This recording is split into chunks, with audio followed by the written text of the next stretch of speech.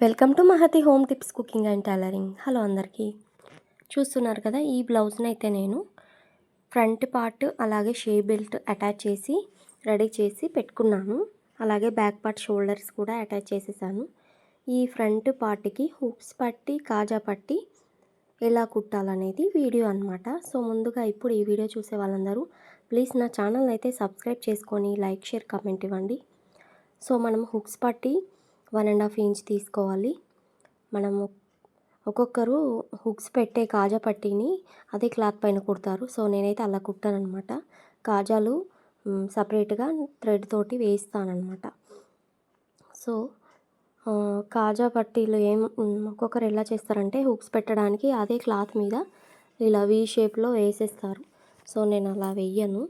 అలా వేస్తే మనకు ఆ బ్లౌజ్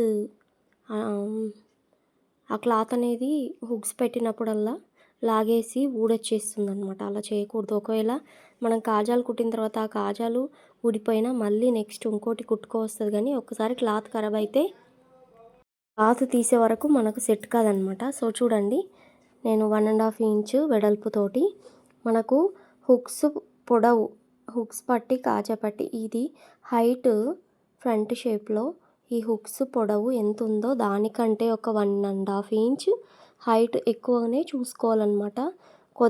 కొద్దిగా ఏంది, చాలా ఎక్కువ ఉన్నా పర్వాలేదు. పైకి కిందికి మనం ఎలాగో ఫోల్డ్ చేసి రఫ్ ఇచ్చేసుకుంటాం కదా, పైన మాత్రం ఒక 1.5 ఇంచ్ క్లాత్ అనేది ఎక్కువ ఉండేటట్టు చూసుకోండి. ఎవరైనా కొత్తగా కుట్టేవాళ్ళు ఇక్కడ పైన కొద్దిగా క్లాత్ ఎక్కువ ఉండేటట్టే ఫస్ట్ స్టార్టింగ్లో కరెక్ట్గా కుట్టారంటే మనము కుట్టేటప్పుడు కరెక్ట్గా ఉంటుంది. దాన్ని బ్యాక్ సైడ్ మలిపేస్తాం చూడండి, అప్పుడు క్లాత్ అనేది తక్కువ పడుతుందన్నమాట. ఎందుకంటే గల్లా ప్లేస్లో ఇది క్రాస్గా ఉంటుంది కదా, మనం మలిపేటప్పుడు క్లాత్ అనేది ఎక్కువ అవసరం ఉంటుంది. సో ఈ పాయింట్ మీరు చాలా బాగా గుర్తుపెట్టుకోండి. ఇలా 2 ఫోల్డ్గా మలిచేస్తే స్టిఫ్గా ఉంటుందన్నమాట.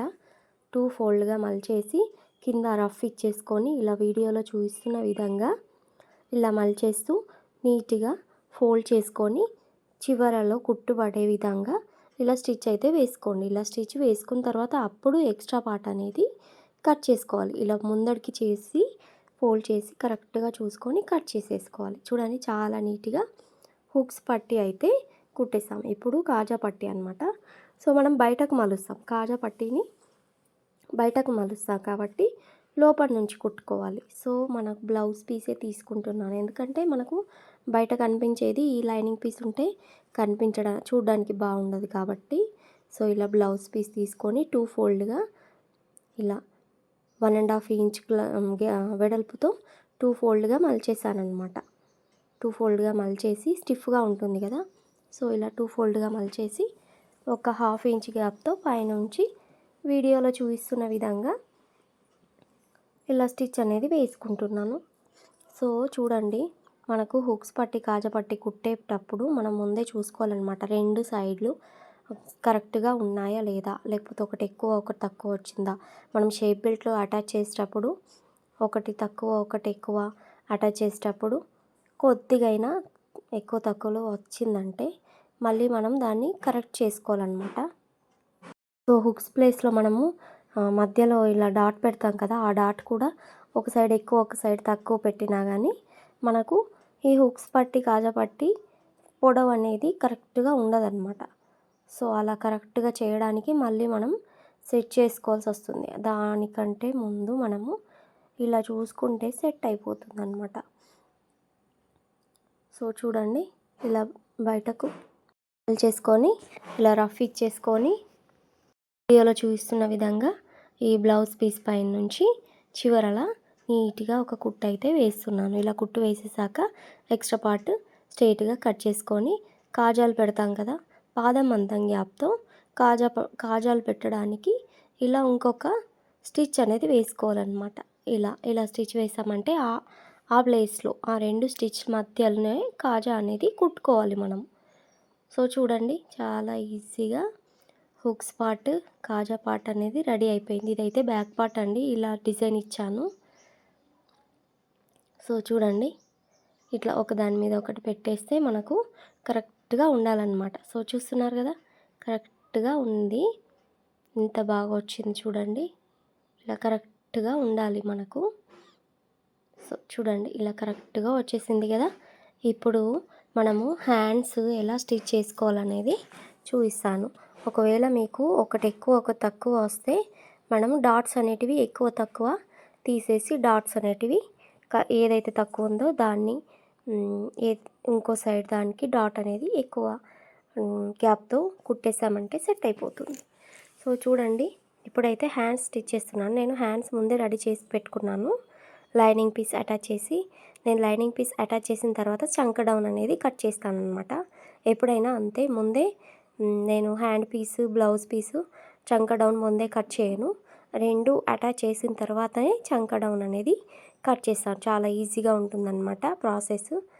ముందే మనము చంక డౌన్ కట్ చేస్తే లైనింగ్ పీస్ అటాచ్ చేసేటప్పుడు ఈ 4 పీసెస్ ఉంటాయి కదా, ఏ దానికి ఏది ఉందో మనకు సరిగ్గా అర్థం కాదనమాట. సో హ్యాండ్స్ 2 అటాచ్ చేసిన తర్వాత చంక డౌన్ కట్ చేసి చంక లోతు ఎటు సైడ్ ఉందనేది కరెక్ట్ చూసుకొని ఏ పార్ట్ ఫ్రంట్ లెఫ్ట్ రైట్ చూసుకొని ఇలా మిడిల్లో టక్స్ పెట్టుకున్నాను కదా, ఈ మిడిల్లో టక్స్ పెట్టుకున్న దాని నుంచి స్టార్ట్ చేస్తున్నాను స్టిచ్చింగ్. కరెక్ట్గా వీడియోలో చూపిస్తున్న విధంగా ఇలా స్టిచ్ చేసుకోండి. ఒక 1/2 ఇంచ్ గ్యాప్తో ఇలా స్టిచ్ వేసుకొని కరెక్ట్ చూసుకోవాలి. కిందికి కూడా మనము ఫ్రంట్ పార్ట్ చేసేటప్పుడు డాట్ ఇస్తాం కదా, ఫ్రంట్ పార్ట్లో ఆ డాట్కి ఎక్కువ కుచ్చు వచ్చేటట్టు వస్తుందన్నమాట, అది చూసుకోవాలి. సో ఇలా కుట్టేసిన తర్వాత ఇలా రివర్స్ ఫోల్డ్ చేసి మళ్ళీ మిడిల్లో నుంచి ఇంకొక చివరలకు స్టిచ్ అనేది వేసుకోవాలి. చూస్తున్నారు కదా, ఇలా రివర్స్ చేసుకోవాలి. ఒక్కొక్కరు రివర్స్ చేసుకోకుండా దాన్నే ఇంకొక సైడ్ మలిచేస్తారనమాట. సో నేను ఫస్ట్లో అలాగే కుడుతుంటే సో ఇలా కుట్టడం చాలా ఈజీగా వస్తుందని ఇలా నేర్చుకున్నాను. సో మనం కుట్టే విధానంలో ఏ ప్రాసెస్ అయితే ఈజీగా ఉంటుందో ఆ ప్రాసెస్ని మనం నేర్చేసుకొని మనకు ఈజీగా కుట్టే విధానంలో కుట్టేస్తే సరిపోతుంది. సో చూడండి కరెక్ట్గా పట్టేసుకోవాలి. మొత్తం 1/2 ఇంచ్ గ్యాప్తో వీడియోలో చూపిస్తున్న విధంగా ఇలా స్టిచ్చింగ్ అయితే వేసేసుకోండి. హ్యాండ్ చాలా ఈజీగా కుట్టుకోవచ్చండి. ఒక్కొక్కరు హ్యాండ్ స్టిచ్చింగ్ ఇబ్బంది పడుతూ ఉంటారు. సో ఈ వీడియోలో నేను ఎలా కుడుతున్నానో అలా అయితే కుట్టుకోండి. చూస్తున్నారు కదా, ఇలా కుట్టేసి థ్రెడ్ అనేది కట్ చేయాలి. ఇప్పుడు మనకు ఒకటే స్టిచ్ అనేది పడింది కదా, ఇంకో చివరన నుంచి ఇంకొక స్టిచ్ అనేది ఇలా వేసుకోవాలన్నమాట. ఒకే స్టిచ్ పడింది కాబట్టి 2 స్టిచ్లు వేసుకోవాలి హ్యాండ్స్కి ఎప్పుడు. అదే స్టిచ్ మీద కొద్దిగా మనకు కుట్ల సైడ్ వేసుకున్నా సరిపోతుందన్నమాట. ఇలా ఆ స్టిచ్ పక్కకు కొద్దిగా పక్కకు వేసినా సరిపోతుంది. ఆ స్టిచ్కి ఇటు లోపల సైడ్ వేయద్దు, ఎందుకంటే వేసేటప్పుడు మనకు కుచ్చులు అనేటివి వస్తాయి. సో నేను 2 హ్యాండ్స్ స్టిచ్ చేసిన తర్వాత నేను మీకు చూపిస్తాను చూడండి. సో చూడండి ఎంత బాగా వచ్చేసాయి. 2 సైడ్స్ హ్యాండ్స్ అనేటివి స్టిచ్చింగ్ చేసిన తర్వాత సో చూడండి ఇలా మిడిల్లో టక్స్ పెట్టుకుంటాం కదా, షోల్డర్ మిడిల్ కూడా ఇలా కరెక్ట్ మిడిల్లో పెట్టేసుకొని కుట్టుకోవాలన్నమాట. ఇంకొకసారి చూపిస్తాను చూడండి. ఇలా మిడిల్లో పెట్టేసుకొని ఒక చివరలకు కుట్టేసుకోవాలి. సో వీడియో చూసే వాళ్ళందరూ ప్లీజ్ నా ఛానల్ అయితే సబ్స్క్రైబ్ చేసుకొని లైక్ షేర్ కామెంట్ ఇవ్వండి.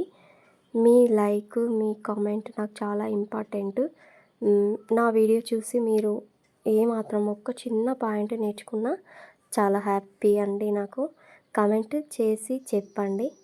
సో ఏదైనా డౌట్స్ ఉన్నా కానీ ఇంట్లోనే ఖాళీగా ఉండి మామూలుగా టైంపాస్కు నేర్చుకున్నా కానీ మనకు వచ్చేస్తుందండి ఈ స్టిచ్చింగ్ అనేది. నేను ఓన్లీ నా బ్లౌజులు నేను కుట్టుకోవడానికి నేర్చుకున్నాను. అలా నేర్చుకొని ఇప్పుడు వేరే వాళ్ళకు కూడా కుడుతున్నానంటే అంటే మన మీద మనకు చాలా కాన్ఫిడెన్స్ ఉంటే ఏదైనా సాధిస్తామన్నమాట. సో మనం స్టార్టింగ్లో పెద్ద పెద్ద బొటిక్ స్టైల్లో కుట్టడం రాకున్నా సరే మనం నేర్చుకోవడంలో తప్పేం లేదు. నేర్చుకునేటప్పుడు తప్పులు కంపల్సరీ పోతాయి. ఆ తప్పు జరిగిందని మనం ఆ నేర్చుకోవడం వదిలేసుకోవద్దన్నమాట. సో నేర్చుకుంటూ వెళ్ళిపోవాలి. చాలామంది చాలా రకాలుగా అంటారు, కానీ అవన్నీ పట్టించుకోవద్దు. పట్టించుకుంటే మనం అక్కడే ఆగిపోతాం. పట్టించుకోకుండా మనం చేసే పని నిజాయితీగా ఇంట్రెస్ట్ తోటి నేర్చుకుంటే సరిపోతుంది. సో చూడండి, ఇంకో స్టిచ్ కూడా వేసేస్తున్నాను. సో ఇలా ఇంకో స్టిచ్ కూడా వీడియోలో చూపిస్తున్న విధంగా వేసేసుకోండి. ఇలా వేసేసుకున్న తర్వాత థ్రెడ్ అనేది కట్ చేసి చాలా ఈజీగా హ్యాండ్స్ స్టిచ్చింగ్ అయితే కంప్లీట్ అయిపోయింది. చూస్తున్నారు కదా. Thank you for watching. Like ఇవ్వండి ప్లీజ్.